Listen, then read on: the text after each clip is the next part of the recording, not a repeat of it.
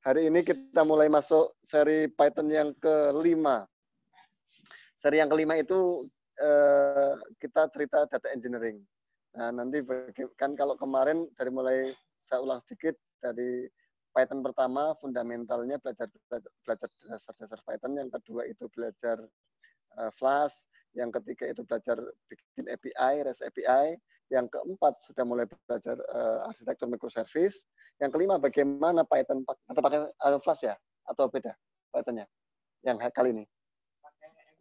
Oh, Selenium. Oke, yang kali ini pakai Python tapi untuk kebutuhan data engineering. Nanti ada beberapa tools yang dipakai Selenium sama Beautiful Shop. Nah, kira-kira itu mungkin nanti untuk yang minggu depan. Oh ya, minggu depan pengisinya Pak Bambang Nur Cahya Prastowo dari MIPA UGM terkait dengan artificial intelligence. Nah, itu nanti biar ada selingan, kita ada volunteer dari yang lain. Tadinya Mas Robi juga ini nyari volunteering belum dapat.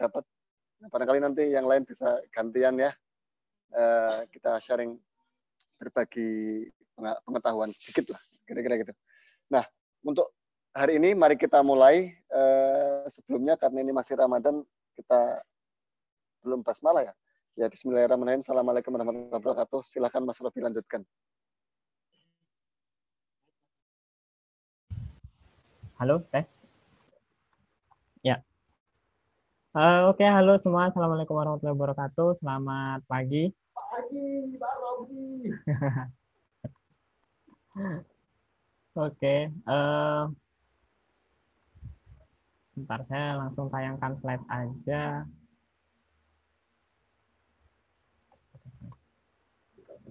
Oke.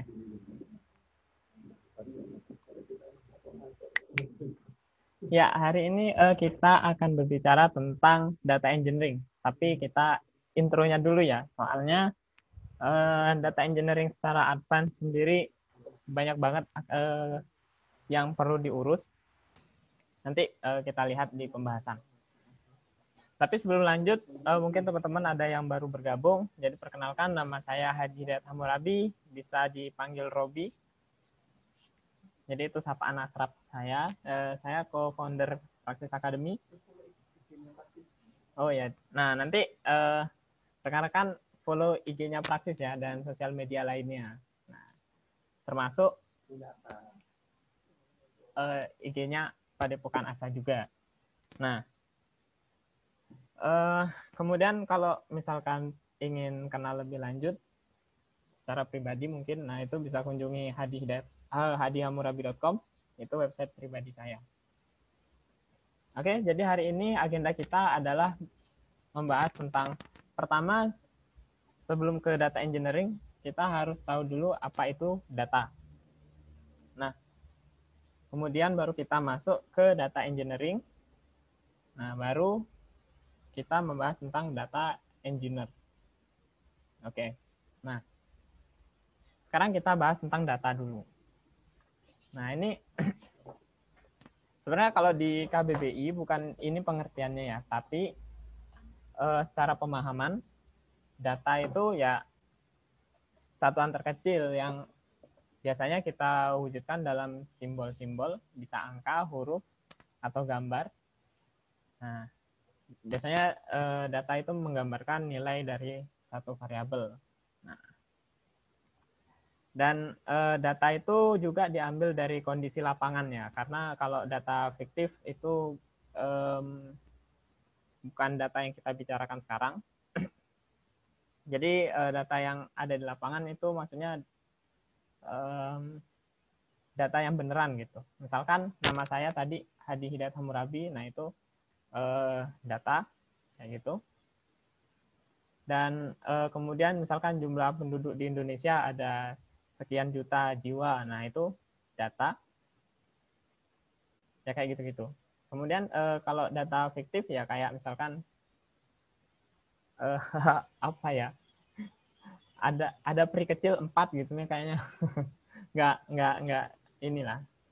Apa ya, mungkin bisa jadi nyata bagi beberapa orang tapi nggak umum. Nah, kemudian sekarang ini perkembangan data, saking banyaknya data itu sampai ada istilah data is eating the world. Nah, jadi data memakan dunia. Nah, jadi sekarang tuh semua data. Kita mau pakai sosial media, itu kita memasukkan data, menerima data, kemudian chatting dengan rekan di sosial media juga mentransfer data kan. Nah, kemudian kita juga di profile kita meletakkan data, kemudian mengupload karya-karya kita, mengupload portofolio kita juga itu mentransfer data. Nah, dan berbagai macam data dan juga mekanisme transfernya. Nah, jadi data sekarang tuh sudah luar biasa besarnya dan luar biasa banyaknya. Nah, sekarang kita masuk ke data engineering. Nah, jadi data engineering itu sebenarnya aktivitas untuk mengatur strategi pengolahan data. Nah, bukan hanya pengolahan, tapi juga sebelum pengolahan sendiri. Nah, jadi kan kalau biasanya kita mau bikin roti, sebelum kita mengolah bahan menjadi roti, ya berarti kita harus mengumpulkan bahannya dulu. Nah, itu juga termasuk ke data engineering. Nah, di dalam aktivitas data engineering, itu ada proses mengumpulkan data, kemudian menyimpannya nanti bisa di database-nya bisa bentuk file, bisa bentuk DBMS atau SQL gitu-gitu, atau sebagainya. Nah, kemudian mengatur otomasi supaya kalau kita mengumpulkan data tidak lagi manual, karena data luar biasa banyak. Kalau kita lakukan manual, pasti pekerjaannya juga akan banyak. Nah, kemudian memvisualisasikan data. Nah, visualisasikan di sini hanya visualisasi sederhana, belum visualisasi dari proses analisis. Nah, kenapa data engineering dibutuhkan? Yang pertama, tadi kita sudah lihat bahwa data itu sudah banyak banget. Nah, kalau nggak ada data engineering, ya data hanya sekedar banyak, tapi tidak menghasilkan apa-apa. Nah, data hanya banyak tidak menghasilkan apa-apa karena ya kita tidak manipulasi datanya, kita tidak ambil sebuah informasi dari data-data yang banyak itu, ya hanya sekedar data. Nah, kemudian dengan adanya data engineering diharapkan juga dapat menyelaraskan data ya. Misalkan kalau data banyak kan kita nggak pernah tahu nih kaitan antara data satu dengan data yang lainnya. Nah, di data engineering kita melakukan proses penyelarasan ini. Nah, kemudian ini penting, yang paling penting saya letakkan di bawah ya. Nah, jadi data itu mempengaruhi pengambilan keputusan. Kenapa? Karena kalau kita nggak punya data, lalu mengambil keputusan, itu kayak keputusan yang cuma ngira-ngira gitu. Nah, tapi kalau berdasarkan data, itu kita benar-benar merencanakan sesuatu. Nah, jadi kalau sesalah-salahnya kita mengambil keputusan, kalau dengan data, itu setidaknya ketika disalahkan kita punya perlindungan lah. Nah, apalagi benar, nah itu semakin bagus. Oke. Kemudian ada data engineer.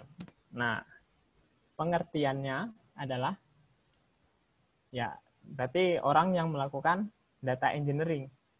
Nah, data engineer ini biasanya dia berawal dari seorang software developer, kemudian ada ketertarikan dengan matematika, data, dan lain-lain.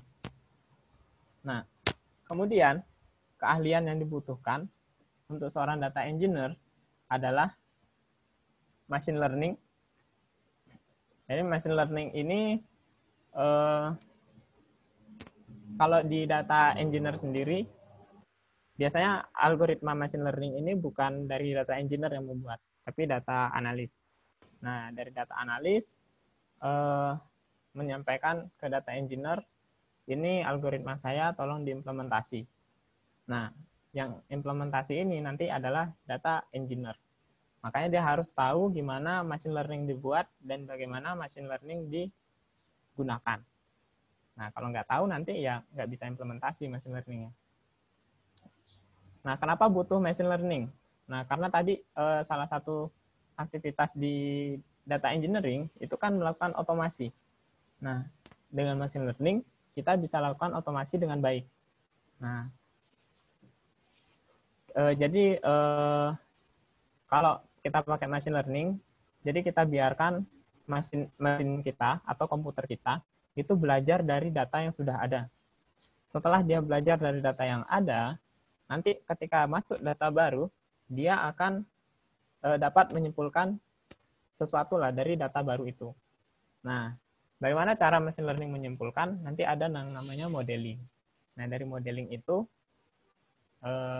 machine learning menggunakan parameter-parameter untuk menentukan hasilnya. Nah, kemudian ada data warehousing.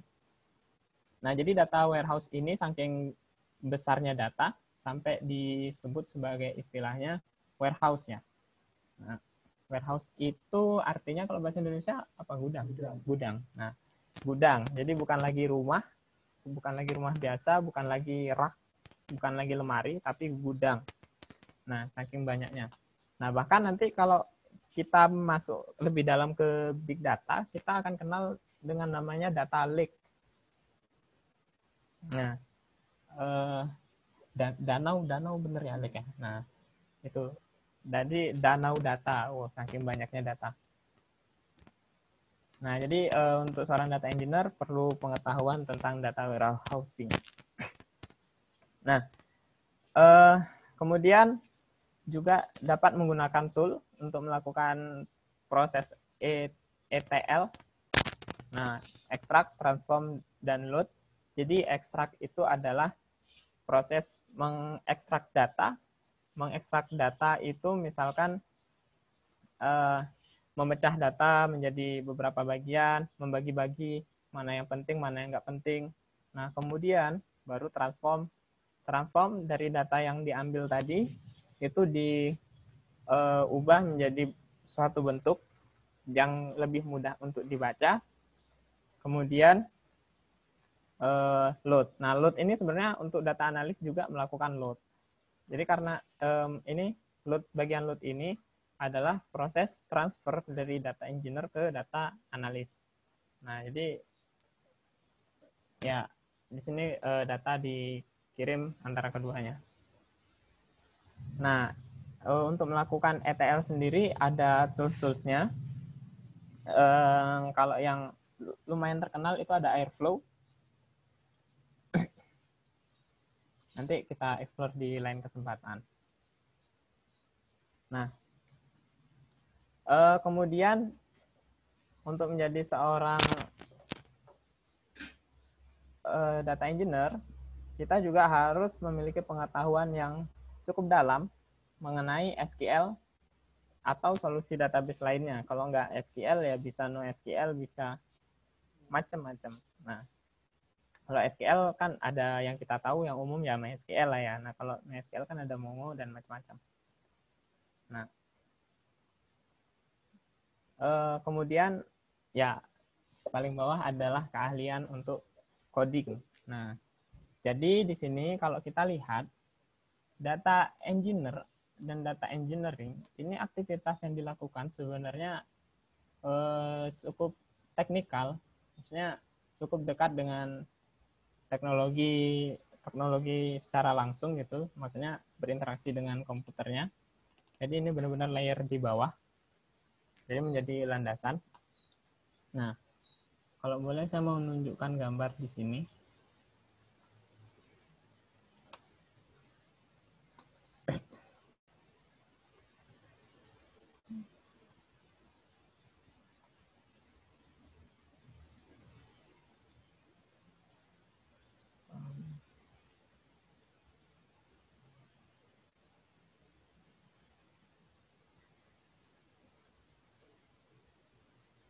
Wih, gambarnya hilang. Bentar. Oke, nah ini.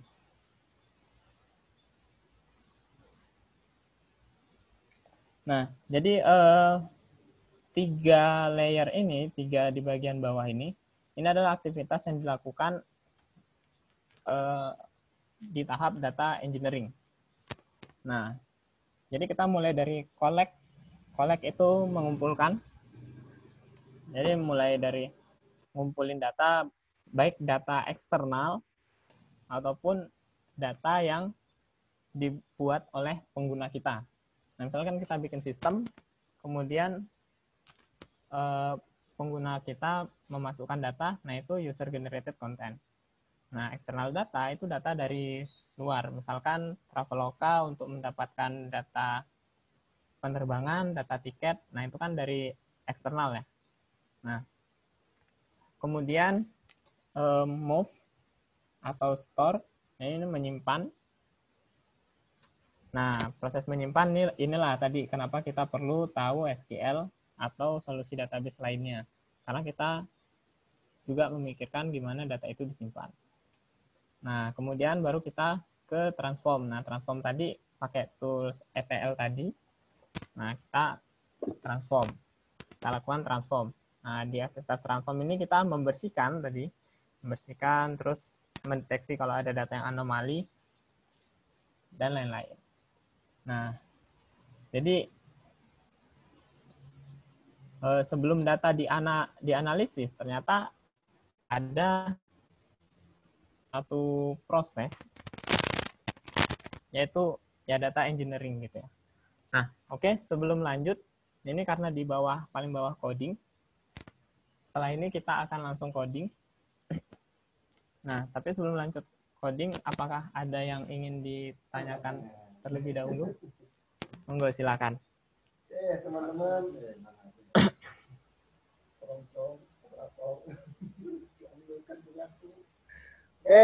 Silakan Mas Turseno mau nanya apa? Mas, itu yang Selenium sama BeetleSoft tuh diinstal pakai Will ya? Itu sintaknya kayak gimana? Halo. Oke. Iya. Jadi Selenium dan BeetleSoft itu diinstal dengan menggunakan pip. Nah, kalau saya kirimkan ini BeetleSoft. Nah, di sini udah ada contoh perintahnya. Ini sebenarnya tinggal copy, terus di paste ke command line. Nah, ini.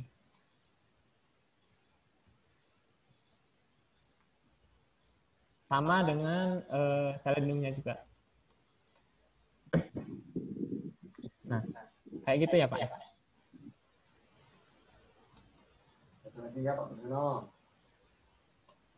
Mana Pak Trisno? Oke. Siap. Oke. Jadi tadi Mas Robi cerita tentang keahlian data engineering itu ada machine learning, data warehousing, tool ETL gitu ya. Ada apa lagi nih? SQL coding. Nah, terutama yang teman-teman harus kuasai itu memang ya kayak di SQL ya, nanti mengambil, bersihin data gitu kan. Pekerjaan terberat ini sebenarnya kan ngambil dan bersihin. Bersihinnya. Kalau ngambilnya, kalau data dari eksternal misalnya nih, data kita mau coba nanti misalnya data travel agent gitu kan, misalnya datanya Traveloka, datanya si tiket.com dan sebagainya. Nah kan modelnya script nih. Nah, otomatis kan script itu teknologi front end kan juga udah semakin canggih nih, tidak serta-merta mudah untuk diambil begitu saja. Nah, trik-trik itu yang mungkin nanti bisa diinikan. Yang kedua ada lagi nih, kayak misalnya kayak Facebook, bagaimana script-nya? Kan kagak bisa. Nah, itu nanti ada trik yang lain juga. Kira gitu ya. Oke. Lanjut, Mas, ada yang nanya? Silahkan angkat tangan, bukan angkat kaki, angkat tangan. Ya. Angkat tangan terus dikasih sama si host. Oke. Kalau ETL itu banyak softwarenya, dari yang berbayar sampai yang tidak berbayar. Yang tidak berbayar contohnya ada kalau pakai yang udah agak lama, agak orang lama nih, kayak misalnya Pentaho. Nah itu ada tuh. Ya, mungkin banyak teman-teman yang pakai itu Pentaho. Kalau saya dulu pakai Oracle OWB, Oracle Warehouse Builder. Nah, jadi kayak gitu-gitu nanti ya kayak gitulah. Mungkin yang terkini Mas Robi nanti yang lebih tahu. Silakan. Lanjut Mas. Ya, Pak, terima kasih tambahannya nih. Jadi tadi Pak Abdullah sampaikan kalau bahwa proses cleaning data ini kan paling penting karena gini, di bagian ini kan paling bawah nih data kan mempengaruhi pengambilan keputusan. Nah, sebenarnya ada prinsip dari tulisan ini kita bisa lihat bahwa keputusan yang akan diambil nanti kan bergantung pada data ya. Nah, jadi kalau datanya buruk berarti ya keputusannya juga bisa dibilang buruk.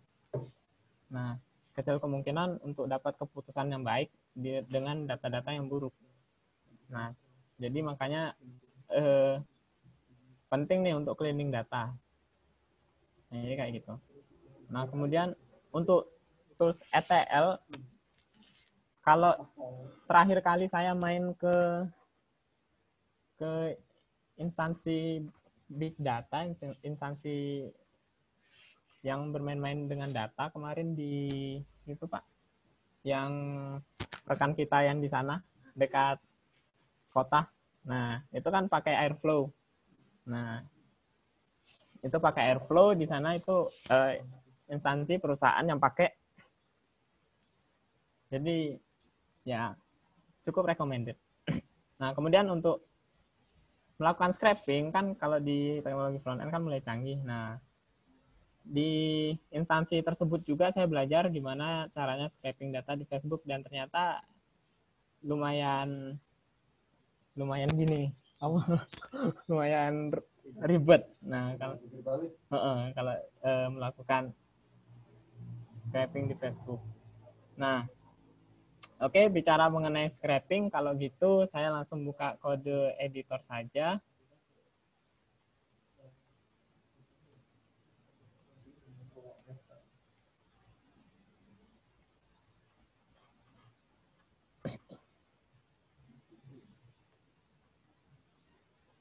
Oke.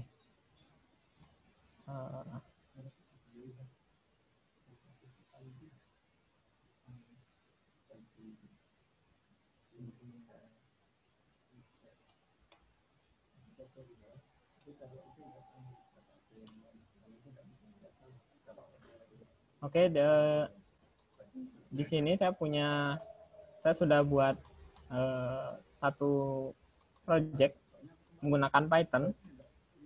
Nah, di requirement-nya saya menggunakan Selenium dan Beautiful Soup. Nah, sebenarnya untuk mendapatkan project ini, rekan-rekan bisa kunjungi alamat ini. Ada di GitHub. Saya bisa kirim lewat chat ya. Chat.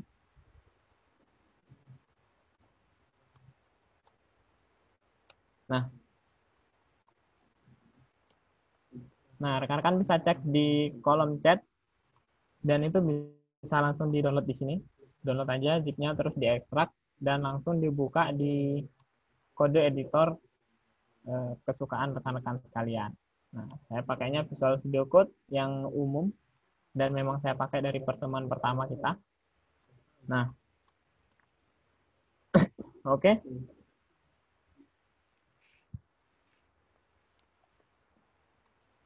Ya. Nah, jadi nanti akan terlihat seperti ini. Jadi kita mainnya di satu file app.py dulu. Nah, ini saya coba kosongkan kali ya biar kerasa ngetik. Nah, ya. Jadi di requirement saya ada Selenium dan ada Beautiful Soup 4. Nah, ini rekan-rekan bisa install menggunakan pip atau kalau di command line bisa menggunakan perintah seperti ini. Pip install min_r requirements.txt, lalu enter. Nah, nanti sudah selesai. Kalau kayak ini sudah terinstall kalau nggak ada masalah. Nah, setelah itu kita import keduanya.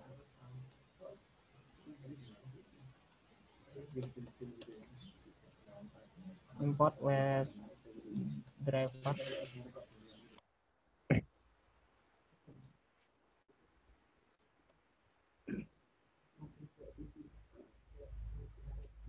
Oke. Nah, jadi kenapa kita menggunakan Selenium? Jadi nanti kita akan melakukan scraping. Jadi kalau tadi kan data engineer kan tugasnya untuk collect data. Nah, jadi kita akan collect data dari Detik. Nah, saya nggak tahu apakah Detik ada API-nya atau enggak. Nah, tapi kita asumsikan bahwa website yang akan kita ambil datanya tidak ada API-nya. Nah, jadi kita akan melakukan scraping. Nah, sebenarnya kalau bicara scraping, artinya di sini kita butuh untuk membuka, kita butuh untuk mendapatkan seluruh elemen dari halaman websitenya ya. Nah, jadi misalkan kita mau scrap GitHub nih, mau ambil semuanya. Nah, berarti kita gimana caranya kita bisa mendapatkan semua elemen ini. Nah, ini kayak gini.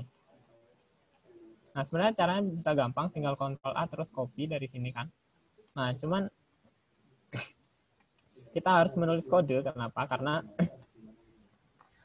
nanti kalau halamannya ganti-ganti, misalkan kalau kita Detik sekarang kan, berarti kan berita di Detik kan bukan cuma satu. Nah, kalau cuma satu berita ya nggak apa-apa, kita klik kanan page source gitu. Nah, tapi kalau beritanya banyak yang mau kita ambil, ya kita gunakan kemampuan coding kita untuk melakukan otomasi gitu. Nah, jadi dengan menggunakan Selenium, itu kita sudah mensimulasikan bahwa kita membuka web browser. Nah, nanti drivernya saya menggunakan Firefox. Nah, saya menggunakan Firefox, kemudian di sini saya coba kunjungi misalkan google.com.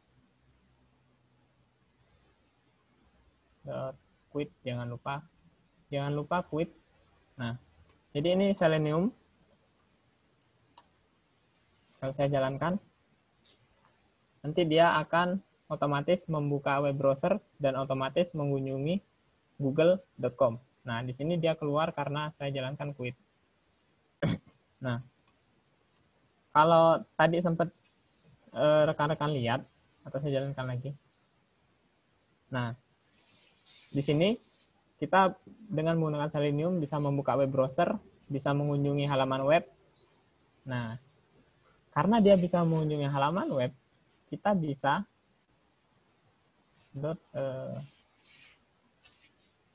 mendapatkan page source-nya juga. Nah, kayak gini.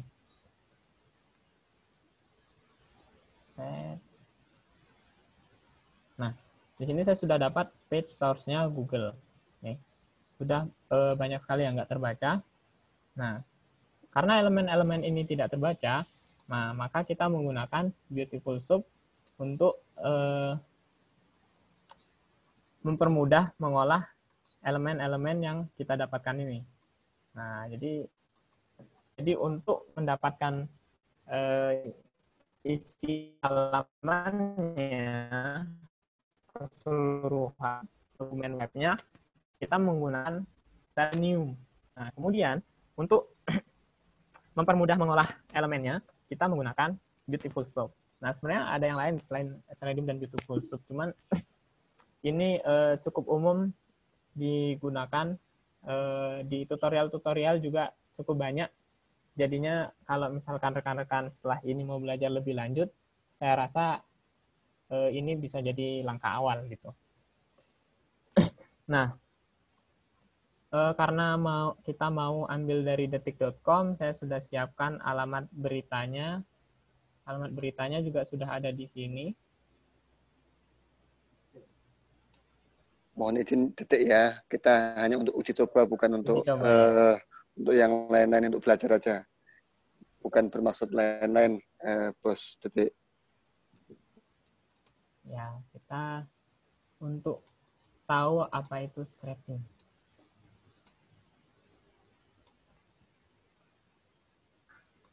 Oke. Kalau gitu URL-nya kita ganti dengan URL halaman yang ingin kita dapatkan. Nah, kayak gini. Kemudian kalau kita jalankan,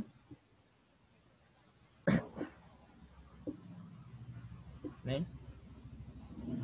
kita lihat sudah menuju halaman webnya. Dan setelah itu web browsernya akan ditutup dan kita sudah mendapatkan source halaman webnya seperti ini. Nah, ini kayak gini nih. Nah, artinya data ini sudah bisa kita olah. Nah, tapi sebelum kita lanjut ke pengolahan, saya mau setting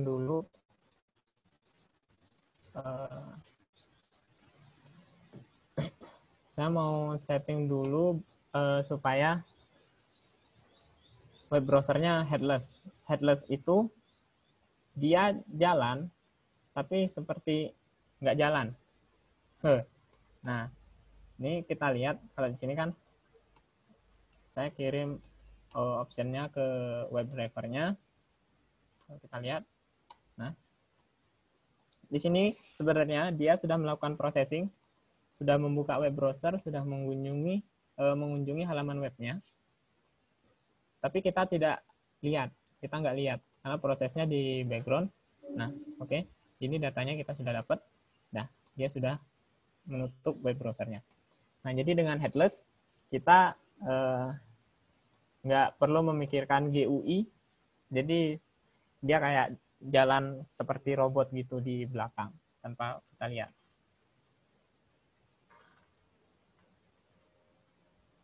Oke, Pak Bambang S. Nah, ini dia. Pas banget. Nah, ini dia mode headless. Jadi, nggak perlu dilihat saat membuka halaman webnya. Nah, oke. Kalau gitu, di sini kita sudah mendapatkan halaman webnya dari bagian sini. Kita save aja di satu variabel HTML gitu. Nah, setelah kita dapat HTML-nya, lalu kita tutup web browsernya. Setelah itu, baru kita gunakan Beautiful Soup untuk mengolah HTML ini. Nah, saya menggunakan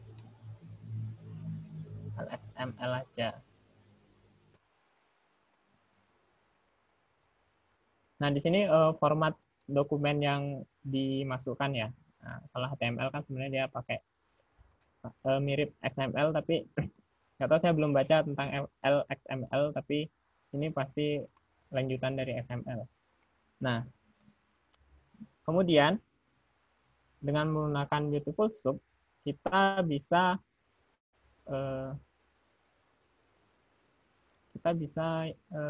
perbaiki tampilannya. Jadi saat mencetak, ini kan tampilannya kayak gini nih, nggak sulit lah kebaca, nggak bersahabat nih. Tuh. Nah, oke, nah bagian ini udah bagus. Nah, ya, nah jadi ada masih yang berantakan. Nah, kalau kita pakai Prettify dari Beautiful Soup, nanti hasilnya kayak gini. Oke, kegiatan ini tergantung dari kecepatan komputer dan juga internet rekan-rekan sekalian ya. Karena dia harus menjalankan web browser dan juga harus melakukan request ke internet.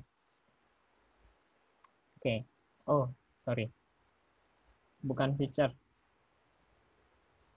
Saya lupa. Oh, sorry, pakai S. Nah, oke.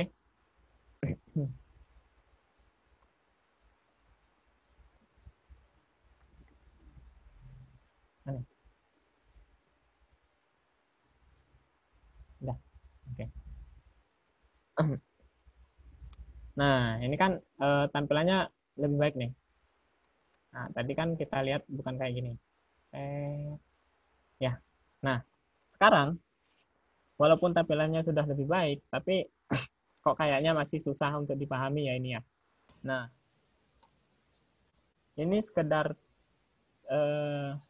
tips. Nanti rekan-rekan bisa kunjungi websitenya, lalu coba klik kanan inspect element. Nah, setelah itu coba dilihat di elemennya ini. Ada div, ada ID, kemudian ada div, class, dan lain-lain. Nah, elemen ini yang bisa kita jadikan apa ya? Jadikan bagian yang menjadi yang akan kita ambil gitu. Nah, misalkan kalau di GitHub kita mau ambil ini bagian ini. Nanti kita tinggal ambil div yang kelasnya application main. Nah, kayak gitu. Nah, tapi mari kita sesuaikan dengan case-nya kita. Nah, kalau di sini kita coba nih ambil title. Nah, nanti rekan-rekan bisa buka websitenya sendiri, kemudian inspect element. Nah, di sini kita bisa lakukan seperti ini.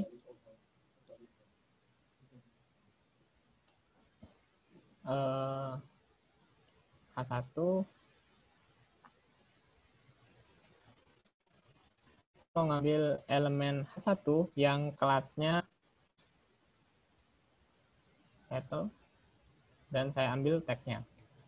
Saya coba print.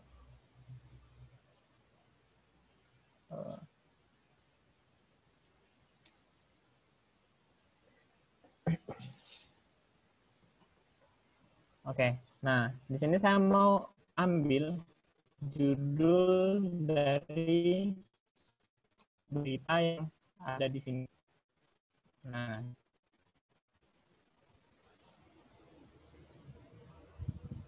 oke.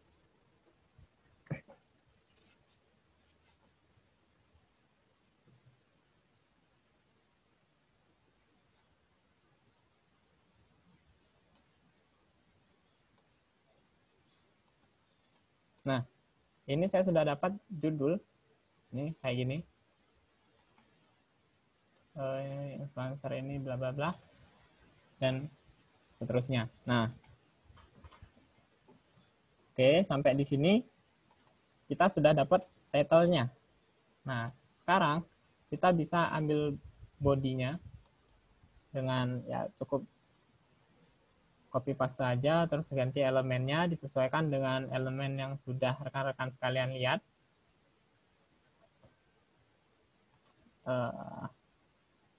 Saya lupa elemennya ada di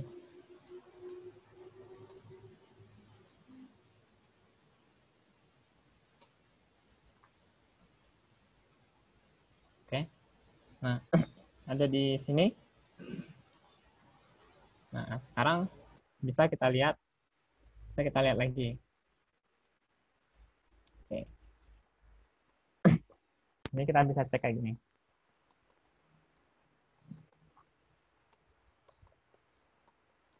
Nah, untuk mempermudah aktivitas ini, sebenarnya rekan-rekan sekalian bisa pakai satu tools yang namanya Jupyter Notebook.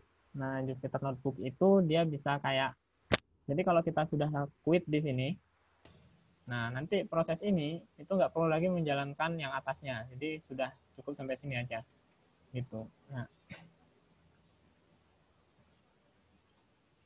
ini bisa dicoba pakai Jupyter Notebook kalau mau lebih mudah.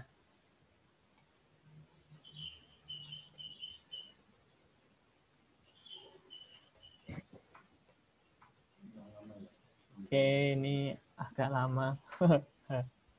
Load-nya lumayan. Nah, oke. Nah, ini saya komentar aja. Nanti rekan-rekan bisa ngikutin ini, tapi saya supaya mudah, sebenarnya saya di sini sudah ekspor hasil scraping.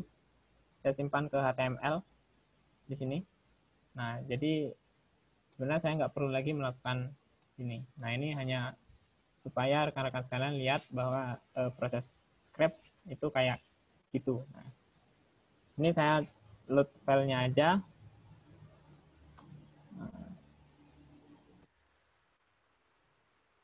Saya load file karena saya sudah punya filenya ya. Jadi kalau rekan-rekan belum punya, silakan diekspor sendiri. Jadi kan di sini kan udah dapat HTML-nya. Nanti bisa diekspor ke file. Nah, oke. Oke. Nah, ini kita sudah dapat bodinya nih. Ini. Nah, kita sudah dapat bodinya. Oke. Nah, tapi masih kotor. Ini kayak gini. Ada apanya nih? Nah, nggak bersih. Nah, sekarang, oke, di sini saya sudah punya HTML-nya. Saya ganti ya HTML-nya. Yang tadinya dari scraping halaman web, sekarang dari HTML. Nah, HTML ini adalah hasil ekspor dari sini. Nah, sebenarnya yang saya lakukan ini supaya saya nggak lagi ambil dari internet karena loadingnya cukup lama. Nah, nanti malah kemakan waktu untuk nunggu kayak gitu. Oke, jadi HTML-nya udah sama seperti yang di atas. Sekarang kalau saya jalankan, kita lihat dulu. Nah, saya udah dapat output yang sama. Nah, karena memang dari dokumen yang sama sebenarnya. Nah, sekarang untuk mengebersihkan, kita bisa ambil semua elemen P. Nah, kemudian kalau kita cek di sini, nah kita akan dapat yang lebih rapi. Nah, tag P ini kalau di HTML paragraf ya. Nah, cuman masalahnya kalau kalau kita mau store datanya, itu kan ya ini tag-tag P ini kan harus dibersihkan juga. Nah, jadi sekarang kita fokus untuk ngambil teksnya. Oke. Nah, sekarang kalau gitu saya jadikan dictionary aja. Misal namanya data. Di sini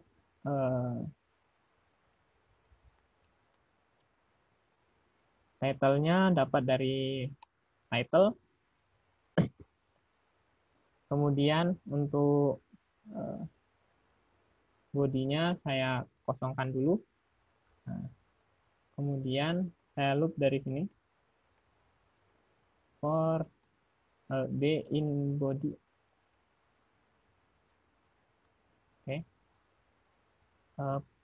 P aja karena di sini elemennya adalah P, elemen terakhir. Jadi dari body kita dapat P, paragraf. Nah, kemudian di data body, dictionary data untuk key body, kita lakukan ini aja, apa append ya. Nah, p.getText.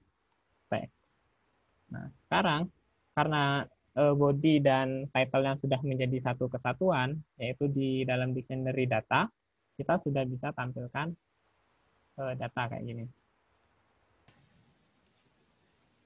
Oke, kita lihat dulu. Nah, sekarang kita sudah dapat title dan juga body. Nah, kayak gini kita sudah bisa save ke database kita. Sudah bisa kita store di BMS kita. Nah, jadi kalau berita kayak gini udah lumayan nih kalau title body itu udah cukup banyak informasi yang bisa diambil. Nah, cuma nanti lebih lanjut kita mungkin bisa ngambil gambar, bisa ngambil macam-macam.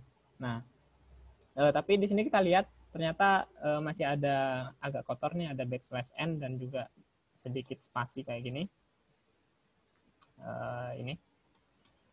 Nah, ini juga perlu kita bersihkan. Nah, proses bersihkannya di sini pertama saya mau hapus backslash n-nya. Saya replace saja dengan bukan apa-apa, ini kosong. Nah, jadi nanti hasilnya seperti ini. Ini backslash n-nya hilang, sisa spasinya. Nah, kemudian kita trim. Mana dia? Oh, ini.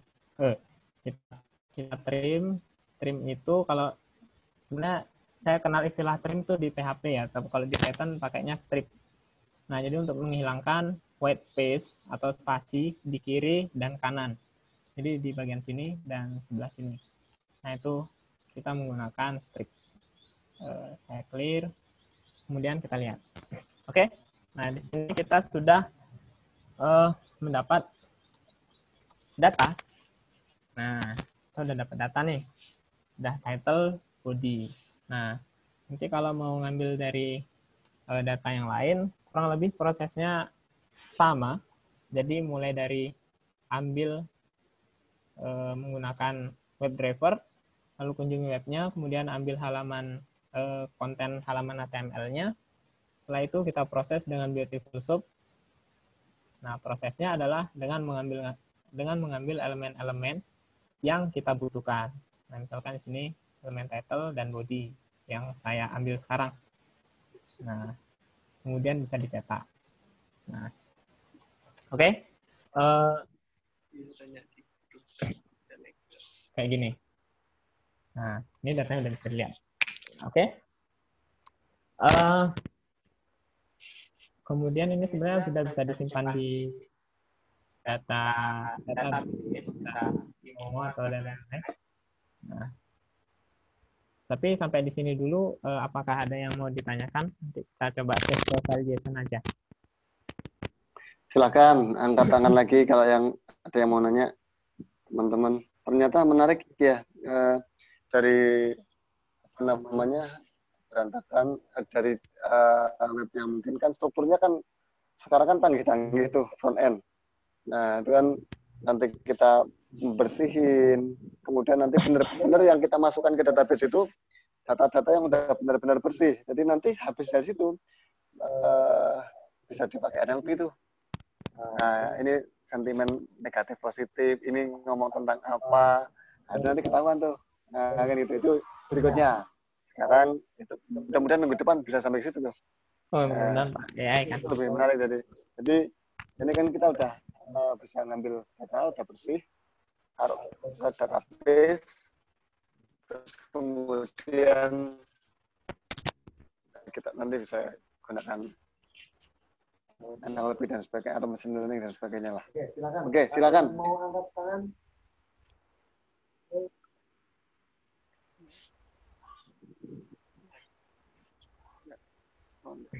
Angkat tangan? Nah, udah langsung nyoba coba atau nah, Pak Turseno. Ah, Pak Turseno ini rajin sekali. Kamu dapat bintang 5 udah. Silakan Pak Turseno. Iya, Mas. Saya coba pakai Visual Studio Code. Kalau itu Selenium-nya sama Beautiful Soup-nya tuh udah terinstall. Tapi tetap nggak kedetek ya sama VS Code-nya. Dibilangnya VS 4 sama Selenium-nya belum keinstall tuh. Terus saya coba pakai Spider bawaannya Anaconda itu kedetek kalau pakai Spider. Ya, coba waktu di run ada komen yang mengatakan Gecko driver executable needs to be in path. Ya, jadi untuk menggunakan Firefox WebDriver kita harus install Gecko driver. Nah, untuk install Gecko driver, nah Gecko driver itu nanti install dari sini aja. Oh, jadi harus install Firefox dulu ya? Gecko drivernya. Nah, Oh iya. eh, nah cari-cari aja di sini gimana caranya install Gecko driver. Atau kalau misal nggak mau pakai Firefox, bisa ganti ke Chrome di sini. Ini sebenarnya bisa ganti Chrome, bisa ganti ini kalau kita coba lihat ya.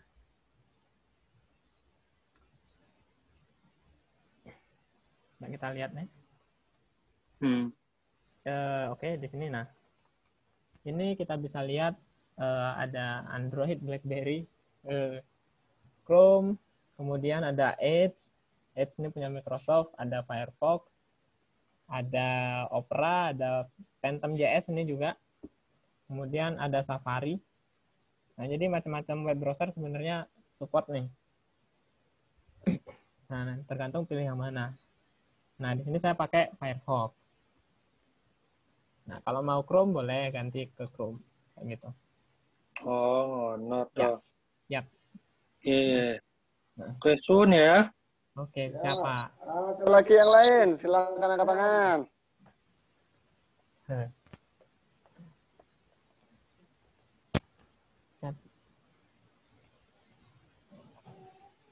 Oke, scraping kalau digolong Di sini nggak muncul. bisa. Jadi scraping ini kayak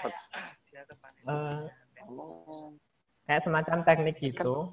Nah, nanti implementasinya bisa di macam-macam bahasa pemrograman. Kan dalam hal ini kita pakai Python, jadi pakai Python. Nah, kalau di Go bisa Go ada library-nya. Nah, jadi kayak gitu.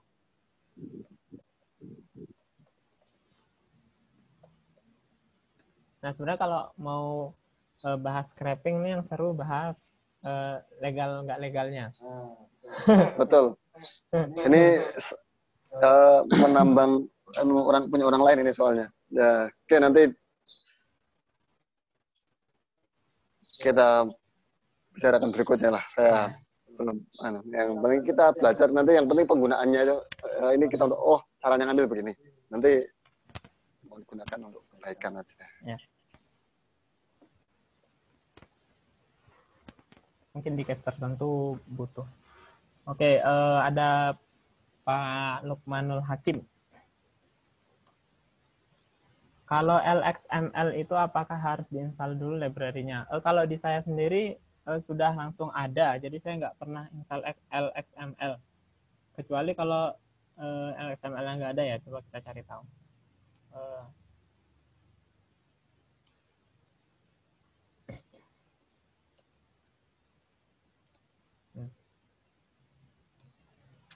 Oke, ya ternyata bisa jadi LXML-nya nggak ada. Jadi ya perlu di di fixing. Nah, ini ada installation.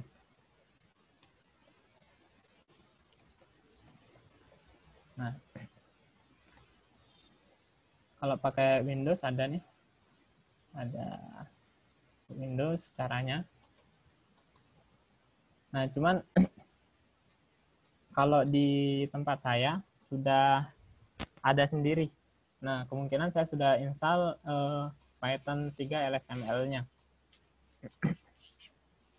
Nah, kayak gitu.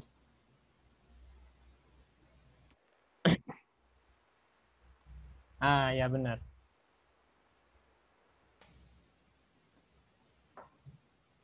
Nah, ya benar, berarti memang perlu itu ya, perlu diinstal. Nah, cuma kalau di tempat saya itu sudah ada, jadi saya nggak install lagi. Nah, kalau misal belum ada, nih install ada untuk Windows, ada Mac OS, ada juga untuk Ubuntu nih atau Debian. P3. Ya. Gitu. Oke. Mantap.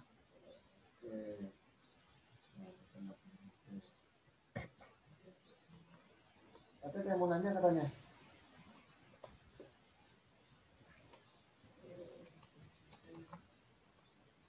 Oke.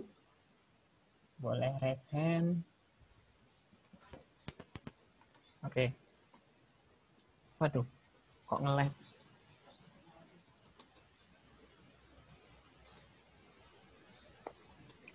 Halo Mas Robi. Ya. Itu kalau data sudah clean tuh baru kita bisa lanjutkan ke tahap berikutnya NLP ya, Natural Language Processing ya. Ya, benar, bisa kayak gitu. Atau kalau saya sebaiknya saya simpan dulu datanya ke database atau sejenisnya. Ya. Oke. Jadi Oke. Berarti nanti melibatkan kalau ke NLP melibatkan plugin Panda ya. ya, Panda untuk ngeload data, kemudian dari data yang di-load diolah ke NLP. Nah, benar. Nah, Oke, sudah Pak Trusno. Ada lagi nggak? Pak Ahmadi, silakan Pak Ahmadi.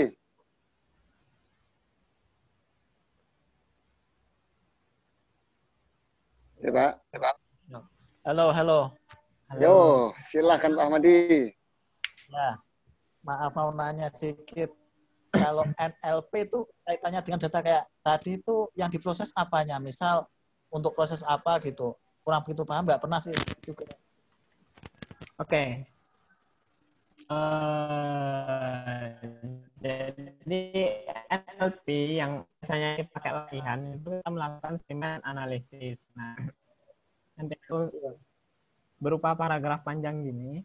Biasanya cukup satu kalimat saja sudah menggambarkan sentimennya seperti apa. Nah, sentimen analisis itu adalah ukuran kita positif, negatif, atau biasa aja terhadap kalimat. Nah, misalkan ada kalimat saya ganteng, kan? Itu kan bisa dibilang sentimennya positif ya. Nah, sekarang bayangkan kita punya ribuan teks, banyak banget teks kayak yang semacam itu. Nah, kan kita nggak bisa nih nentukan positif negatifnya satu-satu. Bukan nggak bisa ya, tapi nggak bagus lah masa aktivitas kayak gitu kita lakukan satu-satu. Nah, sekarang kita minta bantuan komputer. Nah, untuk itu. Bentar. Tadi nyari apa? Nyari teks itu ya. Sentimennya positif. Kalau ada berarti positif gitu ya. Maksudnya gini. Jadi yang kita cari adalah sentimen. Nah, sentimen itu nilai dari teksnya. Misalkan saya jelek sama saya ganteng. Nah, yang saya ganteng kan positif nih. Nah, anggap aja pernah dengar istilah gini nggak, Mas? Saya punya berita negatif. Nah, kayak gitu. Pernah dengar kan? Saya punya berita positif. Nah, itu adalah sentimen tuh. Nah, jadi loh, kok bisa beritanya negatif, kok bisa beritanya positif. Nah, proses ini adalah sentimen analisis. Nah, sentimen analisis ini, kalau datanya banyak, ya kita serahkan pada mesin. Soalnya, bayangkan nih, ini kan contohnya berita. Contohnya kan berita. Kalau misalkan beritanya ada banyak sekali, ya kita capek juga ngelakuin satu-satu. Nah, makanya kita lakukan dengan teknik NLP. Oh gitu ya. Sip, mantap. Ya. Jadi berarti kita sebelumnya kita harus punya database. Oh, sentimen list kata-kata negatif, kata-kata positif gitu ya. Berarti iya benar. Nanti itu datanya.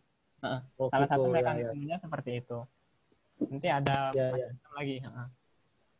Udah sih, sip. Mantap. Iya. Gitu. Nanti tinggal explore lagi tuh, Mas. Pak Ahmadi paling tidak punya gambaran. Jadi gini kan, NLP itu Neural Language Processing. Jadi kan namanya kalau komputer itu kan nggak tahu tuh Pak. Komputer ya tahunya cuma 01 sama mungkin ya bias ya kan. Yang menentukan ini tuh pembicaraan atau bahasa pembicaraan tentang apa sih? Sentimennya seperti apa itu kan setiap berita kan beda-beda Pak. Itu nanti bisa digunakan untuk kebutuhan apa Pak? Namanya media monitoring atau media analisis kan gitu.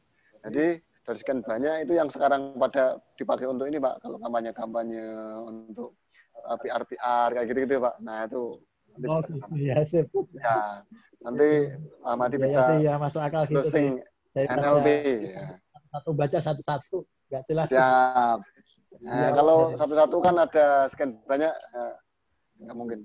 Oke, silakan lanjut lagi. Ya, Yang lain atau kita lanjut lagi materi? Oh, ada pertanyaan. Ada yang tanya. INE. Ya, Oke, silakan. dari Pak Christian. Nah, jadi bedanya headless dengan nggak headless. Ya. Nah, jadi kalau headless itu dia prosesnya di belakang, GUI-nya nggak pernah kelihatan. Nah, kenapa? Karena biasanya kalau kita deploy script otomasi kita, itu biasanya nggak memungkinkan untuk melakukan GUI gitu. Nah, kecuali memungkinkan ya, boleh-boleh aja. Nah, cuman tujuan scripting kita ini kan adalah untuk otomasi. Nah, kalau misalkan kita butuh GUI untuk melakukan login, nah, itu kan loginnya manual berarti. Nah, ini kita butuh yang lebih lagi nih. Kita harus otomasi. Mau GUI, mau nggak GUI, pokoknya harus lebih otomatis. Nah, kemudian gimana caranya melakukan login padahal tanpa GUI atau headless. Nah, sebenarnya mau pakai GUI ataupun headless, itu tetap bisa kita kontrol. Jadi kalau menggunakan Selenium itu, kita bisa simulasi nih. Selenium web.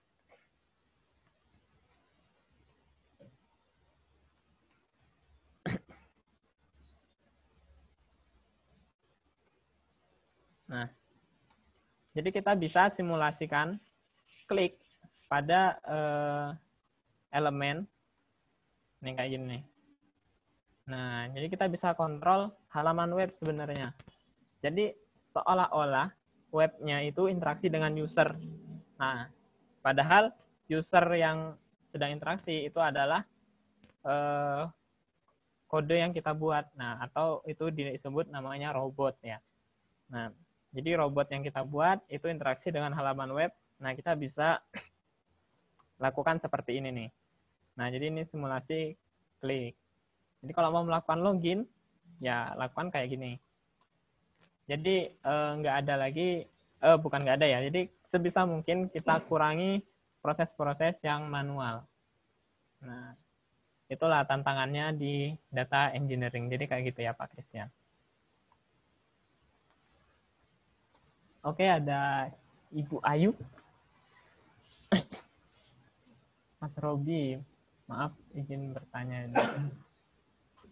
Oke, untuk data engineering kan skillnya harus ada, salah satunya machine learning. Nah, kemudian caranya seperti apa? Oke, jadi untuk melakukan machine learning, kita bisa pakai library. Library ada macam-macam.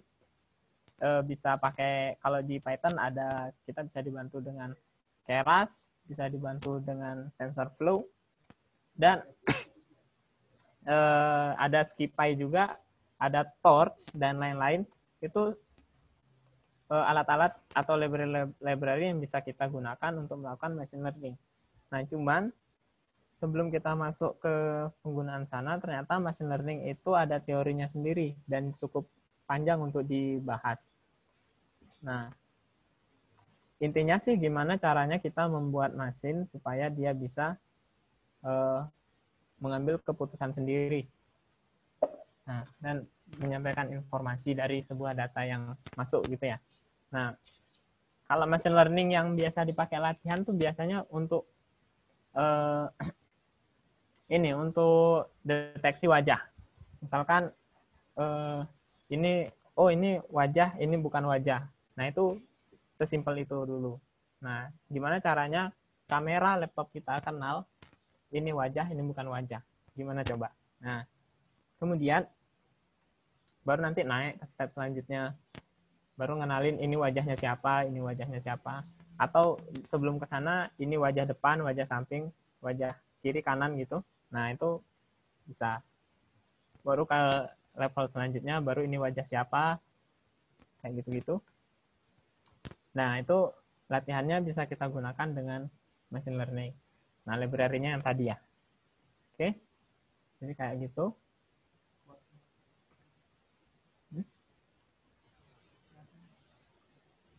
Oh, ada Pak Kuat. Monggo silakan, Pak.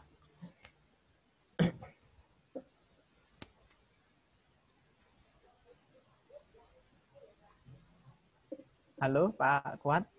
Ya, Oh ya, boleh. kedengaran Pak? Ya, kedengeran.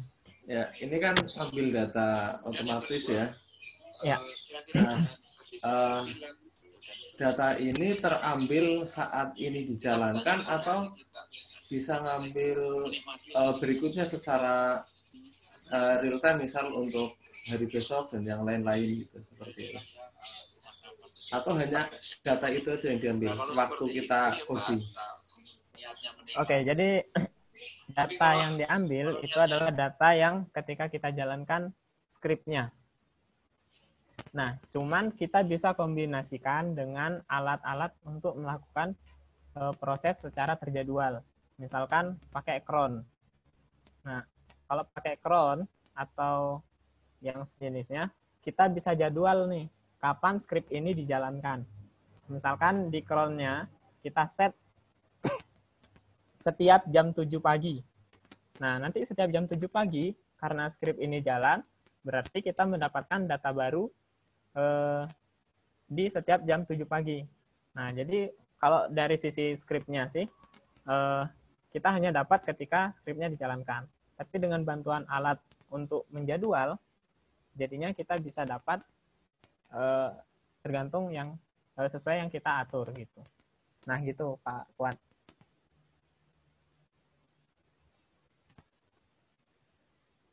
Udah sampai belum ya? Gimana Pak Kuat?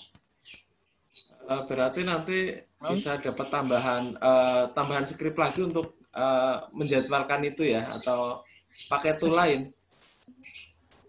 Kalau mau tambahan skrip boleh, tapi kalau untuk jadwal saya sarankan pakai cron aja. Pakai tool. Oke. Terima kasih ya, Sofi. Ya. Terima kasih. Oke, Pak. Ya. Nah, ini ada Pak Bambang S. Monggo silakan, Pak. Tanya Mas, kalau misalnya scraping dari yang butuh login dulu gimana? Oke, scraping dari yang butuh login dulu. Nah, jadi tadi kan saya kasih contoh simulasi Selenium. Nah, ini.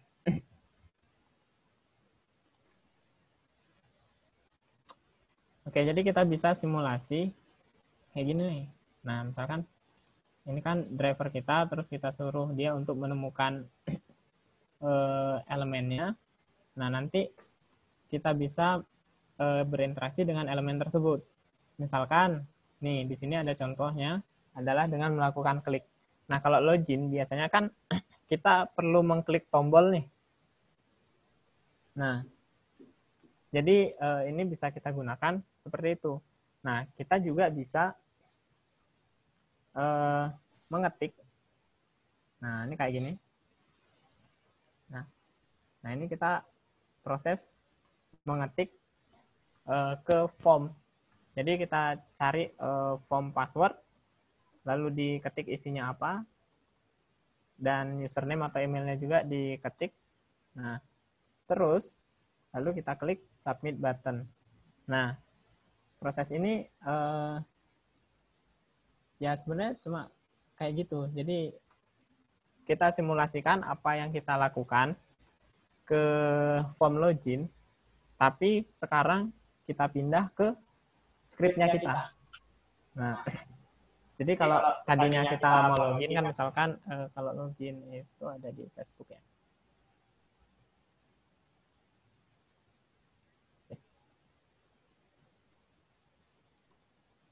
Login Facebook. Nah, oh nih. Oke. Nah, kalau di Facebook kita kan sudah load nih. Kayak gini, halamannya sudah masuk. Sekarang kita tinggal cari elemen untuk masukkan emailnya. Itu ada mekanismenya kayak gini. Nah, Kemudian kita lakukan klik seperti ini. Kayak gini kan. Stuck. Nah, lalu kita isi nilainya. Kemudian setelah itu kita pindah ke password, lalu kita lakukan klik seperti ini. Mekanismenya untuk kalau ngodingnya kayak gini. Nah, setelah itu kita isi. Lalu kita pindah elemennya ini ke sini ke button submit. Lalu kita lakukan klik. Nah, setelah itu prosesnya kan sudah jalan. Nah, untuk proses ini, untuk menunggu proses ini sebenarnya tiap web beda-beda, kita lumayan tricky. Jadi kita bisa pakai sleep, tapi itu robot banget kalau sleep. Nanti ada mekanismenya sendiri di Selenium untuk menunggu sampai loadingnya selesai. Nah, oke. Jadi kayak gitu Pak Bambang. Soalnya intinya adalah apa yang kita lakukan ke halaman web, itu kita pindah ke script kita, kayak gitu. Nah, kalau pakai Selenium kayak gitu. Nah. Mungkin Pak Bambang, memang seninya setiap apa namanya halaman online yang kita mau ambil itu kan punya model beda-beda, Pak. Nah, itulah yang mungkin dengan teknologi yang berbeda-beda. Apalagi teknologi tadi yang kami sampaikan, front end kan sekarang canggih-canggih. Itu challenge berikutnya. Jadi seninya di situ. Makanya kenapa sekarang menjadi data engineer itu apa namanya, kalau ngomong pendapatan sekarang udah lumayan, udah tinggi lah kira-kira gitu. Yang dulu ngomong ya nggak begitu di ini kan. Itu satu posisi menarik gitu, yang barangkali kalau kawan-kawan ada yang mau pengen menjadi data engineer gitu. Kan sekarang banyak tuh job lowongan data engineer. Ya kira-kira ada gambarnya seperti ini. Gitu ya Pak Bambang. Oke, Pak. Oke, makasih. Oke, sama-sama Pak Bambang. Oke, mantap. Ya, sebentar kita sambil minum dulu ya.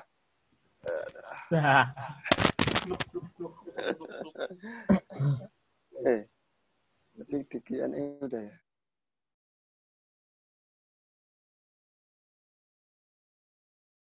Pertanyaan lagi Pak, kita lanjut. Kan tadi kita sudah dapat datanya kayak gini. Nah, sekarang mari kita simpan datanya. Jadi saya pengen nunjukkan gimana proses pengambilannya, kemudian proses membersihkannya, dan proses menyimpannya. Nah, jadi di sini saya komentar aja pakai huruf besar pengambilan. Kemudian di sini pembersihan. Kemudian di sini penyimpanan. Nah, kita sudah dapat data seperti ini. Kemudian untuk proses penyimpanan, kita bisa menggunakan JSON. Nah, lalu kita bisa buat di sini misalkan file sama dengan misal output.json gitu ya.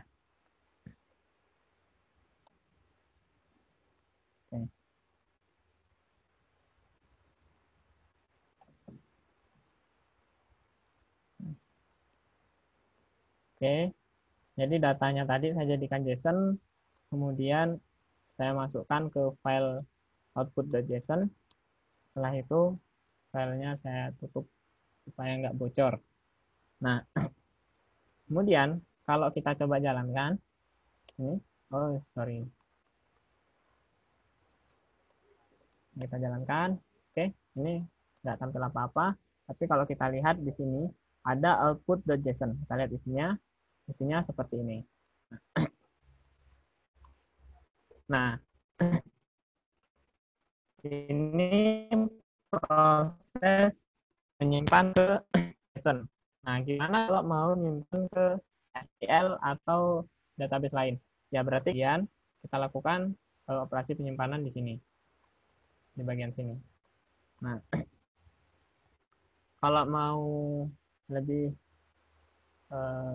real, saya coba cek apa saya punya sudah install Mongo atau belum.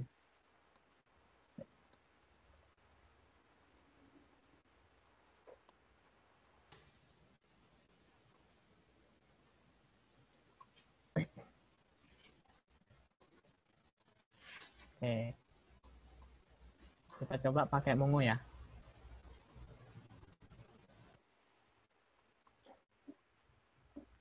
Oke, kalau pakai Mongo berarti JSON-nya nggak perlu diimport. Saya coba jalankan di sini. Apa itu? Oke, ternyata belum install file Mongo-nya.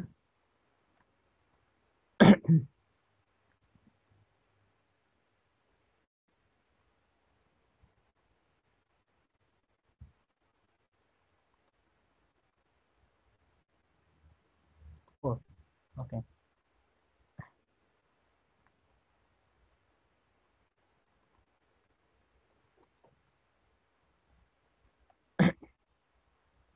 Misal database-nya atau berita.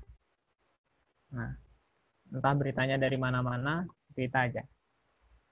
Kemudian saya jalankan dulu Mongo-nya. Oke.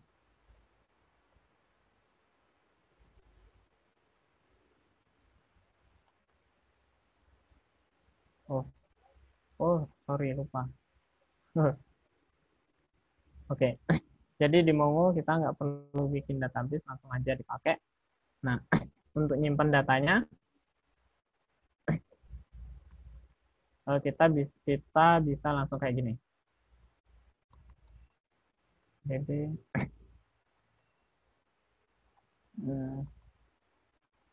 kita misalkan konten.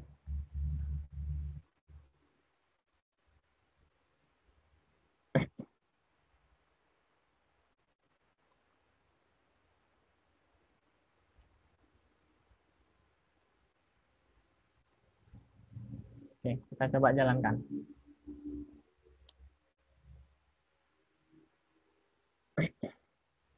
Oke.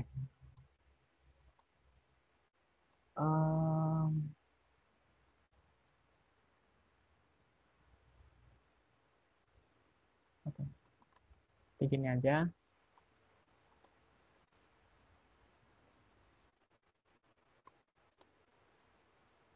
Nah, sekarang kita cek ke Mongo. Kita use berita.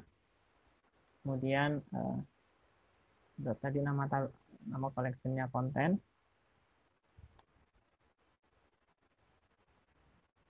Oke, nah kita sudah menyimpan data yang kita dapatkan tadi ke Mongo. Ini kayak gini. Ini sudah di MongoDB. Nah, sebenarnya bagian ini untuk hari ini tambahan aja, bukan di sini fokusnya kita, tapi gimana kita dapetin data dan ngebersihinnya. Nah, tapi ini sebagai catatan bahwa menyimpan data juga sangat penting supaya kalau kita mau proses, kita nggak terus-terusan ngambil. Jadi kita sudah punya data kita sendiri supaya lebih mudah melakukan manipulasi kayak gitu. Nah, jadi tadi udah ada contoh menyimpan ke JSON dan juga ke Mongo. Nah, ini keduanya memungkinkan untuk dilakukan kayak gitu. Kalau mau ke MySQL atau Postgre dan sebagainya, nanti silakan rekan coba sendiri di rumah. Nah, itu bisa. Oke, kayak gitu.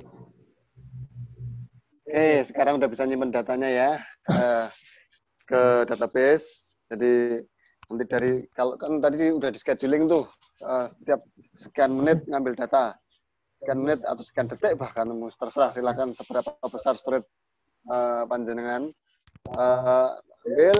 ambil simpan gitu. Nah, nanti kan mungkin ada misalnya nih setiap sekian menit, nah gitu. itu kan mungkin ada yang tidak update data itu, ada yang tidak update-nya sering, ada yang update-nya sering ya. Tapi nanti ya sesuaikan yang sudah sama di database sudah ada, yang nggak usah dimasukin lagi, nanti ada double data. Nah, inilah seninya. Jadi kalau sumber datanya kita olah udah bagus, nanti kalau kita mau olah lagi jadi hal-hal yang pengolahan, mungkin bahasanya bukan manipulasi tapi pengolahan. Kalau manipulasi itu seperti manipulasi. Nah, kita mengolah, pengolahannya menjadi lebih bernilai, kan gitu kira-kira. Itu kawan-kawan sampai, nah kayaknya demo yang nanya tadi. Oke, ya silakan. Nah tadi udah kelihatan tuh jarinya. Nah oke, Mas Aki katanya mau nanya Ki. Oke, mau nanya apa Ki? Nggak jadi Pak. Oke, ini tadi kita ngambil kan kalau misalnya Mas Robi ini kalau ngambil teks kan gitu kan. Bagaimana kalau ngolah misalnya gini, OCR, nanti ngolah image. Tetap kita mengambil teks tapi dari image kan gitu. Itu ada misalnya kayak ya plat nomor. Nah, betul. Plat nomor mobil ini kan yang misalnya yang Jakarta lagi implementasi kan. Nah, misalnya baca nanti di tag plat nomor gitu kan.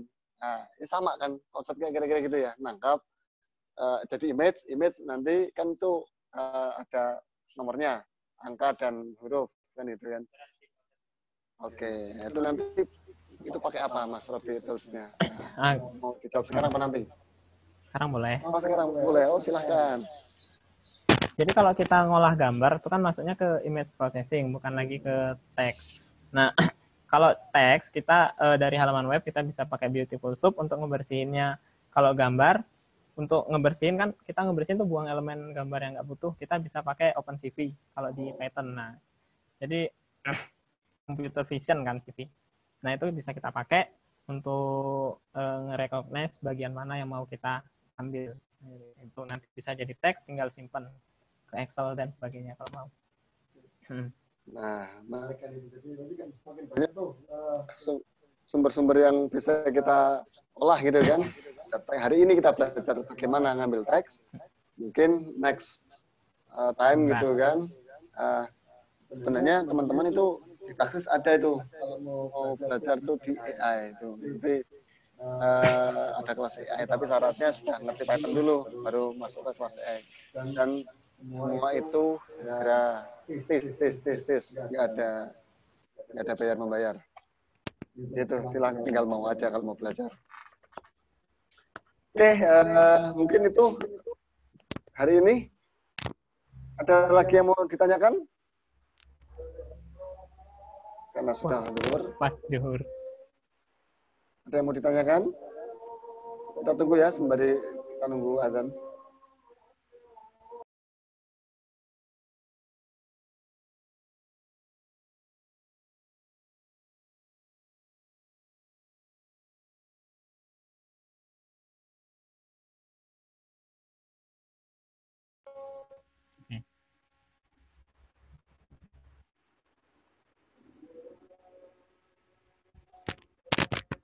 Kalian nunggu azan.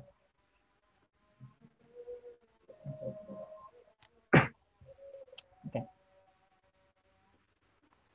Oke, Ibu Ayu. Nah, saya apakah matematika penting untuk seorang data engineer? Nah, kalau penting pakainya kapan? Sebenarnya cukup penting karena data engineer itu sebenarnya irisan dari teknikal dan juga matematika gitu. Nah, jadi irisannya adalah data engineering. Nah, kapan kepakainya itu yang pasti ketika kita collect data, nanti kita harus mempertimbangkan gimana data itu nanti diolah secara matematis. Karena data analis itu nanti olahnya pakai hitung-hitungan matematika kayak linear algebra dan macam-macam lah kayak gitu-gitu. Nah, jadi kan kepakainya kapan? Paling tidak itu kepakainya ketika kita mempertimbangkan saat mengambil data dan membersihin data. Nah, dan juga saat kita mendesain arsitektur datanya. Nah, jadi supaya memungkinkan untuk dilakukan proses matematis. Nah, selain itu, kalau misal algoritma dari analis itu berupa matematika, seorang data engineer juga harus bisa mengimplementasi algoritma matematika itu ke data yang ada. Nah, ya kayak gitu. Jadi kalau nggak ngerti matematikanya, gimana mau mengkorelasikan dengan datanya gitu. Nah, kenapa matematika penting? Nah, tapi kalau buat saya sih data engineer kan ada beberapa bagian. Kalau misal belum bisa matematika ya ambil bagian yang belum ada matematikanya dulu. Nah, jadi ya kita bisa tetap jalan, nggak berhenti kayak gitu. Oke, terima kasih Mbak Ayu. Mbak Ayu. Oke, jadi matematika saya kira ya, kita juga sekarang minimal matematika pakai untuk logiknya lah, kan gitu ya. Itu matematika paling basic dulu waktu kuliah kita belajar awalnya itu logika matematika, kan gitu, minimal itulah. Kalau detail-detail yang lainnya nanti matematika lebih detail lagi itu ke data science, ya, di data science, kemudian data analisnya gitu ya. Kalau saat ini kita bagaimana engineering data, jadi ya melakukan proses-proses pengolahan ininya lah, ada rekayasa tadi bahasanya, rekayasa data. Nah, rekayasa data ya. Oke, ada pertanyaan lagi nih dari, waduh, ya Mas Andi, kalkulus, ya. Nah, kita dapat kalkulus 1, 2, 3, lanjut ya, Andi. Oke. Ya, dan nggak lulus-lulus gitu. Oke, G. Mau nanya lagi Pak, matematika yang dipakai untuk data engineering itu yang bagaimana Pak? Itu tadi sudah dijawab sama Mas Andi, kalkulus. Nah, itu Pak dosen dan jawab tuh. Jadi langsung sama Pak dosen. Terima kasih Mas Andi. Nah, gitu dong. Bantuin kalau kita nggak ngerti. Oke, nah terima kasih Pak. Terima kasih ke Pak Mas Andi tuh, Mas Andik. Dia dosen di Amikom Purwokerto. Jadi sekalian iklan ya, Dik ya, biar rame Amikom. Oke. Teman-teman nggak kerasa ya, kita sudah hampir jam 12. Mungkin kalau tidak ada, kalau memang dirasa sudah cukup, kita sudahi sampai di sini mungkin. Oh ya teman-teman, kalau ada yang ingin belajar serius, apa namanya, intensif, bukan insentif ya, kita nggak ada insentif. Yang intensif, di Praksis ada kelas, sekarang kita lagi berjalan bootcamp Python online. Nah, silahkan nanti join di grup aja, nanti informasinya bisa lihat di grup atau cek di IG-nya Praksis. Jadi kita belajar intensif, bukan insentif. Kita nggak ada insentif 600 ribuan dan sebagainya, nggak ada. Poro-poro. Tapi kalau intensif, iya setiap hari selama 3 bulan. Dari jam 9 pagi sampai jam 5 sore. Jadi intensif. Kalau di kita intensif. Gitu. Kalau ada yang ingin belajar lebih serius lagi, dan semua itu kita lakukan gratis. Oke, Mas Andi, link grup Telegram intensifnya dong. Oke, kamu udah masuk Python kan atau belum? Oke, ya wes nanti di share. Terus, oh belum ya, nggak usah, kamu kan udah daftar di mobile, ikut Python lagi. Pak Ahmadi, nggak ada fungsional Odoo Pak. Oke, belum. Nanti mungkin kalau ada yang mau sharing Odoo boleh, tapi untuk selama Ramadan ini, kebetulan kita seminggu penuh full, kecuali Jumat istirahat. Itu ini hari Sabtu nih, kita belajar Python. Hari Minggu besok, itu ada belajar Java sama jam 10. Hari Senin itu belajar desain, itu jam setengah 4 sore. hari Selasa kita belajar DevOps. Nah, ini tadi dari yang udah kita buat, nanti gimana implementasinya di DevOps-nya, di server cloud-nya. Itu sore, jam 3:30 juga. Hari Rabunya kita belajar, ya sayang anak yang punya anak, belajar mengenalkan coding untuk anak-anak. Nah, besok itu kita untuk anak-anak kita belajar coding untuk bikin film Dino, kan gitu. Silakan nanti buka IG-nya Praksis atau IG-nya Asa ada. Yang hari Kamisnya itu belajar digital marketing. Jadi untuk mbak-mbak, mas-mas yang nggak bisa coding mungkin, tapi pengen tetap aktif, berkarya, dapat cuan. Nah, tetap dapat cuan, bisa ikut kelas digital marketing. Semuanya itu gratis, nggak ada bayar-bayaran, nggak ada kartu-kartuan. Silahkan tinggal masuk aja. Daftar aja ya. Nanti kita kasih linknya setiap mau kelas. Pak Sulhan, bootcamp ikut monitoring saja boleh nggak? Nggak boleh, Pak. Kalau mau bootcamp serius, kalau monitoring ya kayak gini aja. Nggak, Pak Sulhan maksudnya nanti kita memang, ini lagi, kemarin tuh kita rasan-rasan gini Pak Sulhan, mungkin nanti sama Mas Adit. Jadi kita nanti mau bikin bootcamp, kelas yang intensif, tapi tidak perlu sampai nggak perlu sampai ada project yang detail-detail, mungkin cukup 1 bulan gitu Pak. Jadi setiap hari sampai 1 bulan. Nah mungkin nanti kita lagi pikirkan Pak, mudah-mudahan kalau banyak yang tertarik, yang misalnya pengen ya sharing-sharing bareng gitu. Nah kita nanti semoga kita bisa lakukan itu Pak. Tapi nanti setelah dapat bootcamp ada prasyaratnya Pak. Prasyaratnya mau berbagi juga dengan yang lain. Jadi biar nggak yang ngomong dari kita terus, nanti lambinin duwer Pak. Gantian kita sama-sama. Jadi syaratnya harus setelah kita belajar harus mau berbagi. Itu syarat utama Praksis Pak. Praksis habis belajar silahkan berbagi Pak. Oke, siap Mas Andi. Oke, nanti monitor aja Mas Andi. Kita ada kelas yang kayak begitu Pak Sulhan gitu ya. Share-linknya Pak di grup biar nggak kelupaan. Ada di IG atau di link informasinya nanti Pak ya. Pasti ada di IG Pak. Pak udah akun follow IG-nya Praksis atau Asa Pak? Follow ya Pak. Biar nambah. Enggak, maksudnya biar ada, kalau ada informasi kita selalu share di sana.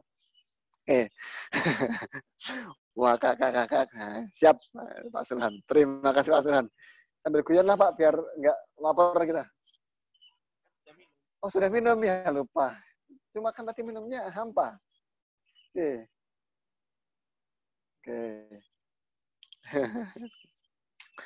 Ada lagi tuh, siapa?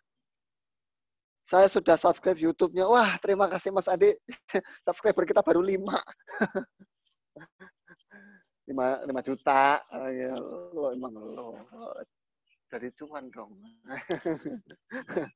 Oke, jadi gitu ya, sedikit pengantar Praksis. Jadi kalau mau selama Ramadan kita setiap hari ada Sabtu Minggu apa ya yang pagi itu Jumat Kamis Sabtu Minggu itu pagi jam 10 jam 10 ya. Terus kemudian sisanya itu Senin, Selasa, Rabu itu sore. Itu aja ya, silakan ikut. Itu kelas yang ini. Yang kedua, yang intensif bootcamp 3 bulan, itu sekarang sudah mulai. Silakan, tapi kalau mau ikut kita nggak buru-buru, soalnya memang online juga agak menyampaikannya berbeda dengan offline. Kita sedang mencari resonansi yang sama nih, gitu. Transmisikan yang sama memang butuh. Saya juga lagi belajar. Nah, mudah-mudahan kita yang ketiga kita bisa bikin bootcamp intensif, tapi untuk yang umum, yang memang full online, tidak perlu datang. Kalau yang bootcamp intensif kita itu full sebenarnya offline. Cuma karena kondisi COVID kita sementara online. Tapi mungkin ada satu hal yang mungkin kita sedang pikirkan, gimana kalau nanti ada kita full bootcamp online saja. Jadi full online. Jadi mudah-mudahan nanti ada yang mau bantuin lah ya. Pak Turseno, apalagi kapan mau? Pak Turseno udah cukup, sama udah terlalu banyak belajarnya. Fokus aja dulu. Udah nanti nggak mau yang mana yang mau dipelajari. Satu dulu pelajari Pak sampai benar-benar bisa, baru nanti silahkan belajar yang lain. Di praksis untuk awal-awal itu memang memakai konsep fokus dulu Pak. Jangan kemana-mana. Baru nanti kalau satu udah bisa, Bunda sudah bisa, baru silahkan belajar ke yang lain-lain. Oke. Cukup ya? Oh, ada di Q&A. Bentar. Oh, sama. Apa? Nggak ada lagi. Udah. Oke. Oke, terima kasih teman-teman. Minggu depan kelasnya Python itu AI. Mentornya Pak Bambang Prastowo dari MIPA UGM. Beliau adalah senior kami, dosen kami. Jadi besok Mas Robi jadi co-host gantian, belajar bareng kita. Ya, semoga apa yang kita lakukan ini sama-sama satu selain mengisi waktu Ramadan, kita juga mudah-mudahan ada berkat lah ya buat kita semua ya. Terima kasih teman-teman. Sampai jumpa minggu depan. Mohon maaf kalau ada percandaan yang rada ngaco. Ya begitulah kita. Misalnya rekaman minggu-minggu sebelumnya di mana ya? Di grup Pak, silakan di grup ada linknya. Link berita, link rekaman itunya ada semua. Oke. Terima kasih. Assalamualaikum warahmatullahi wabarakatuh. Dadah.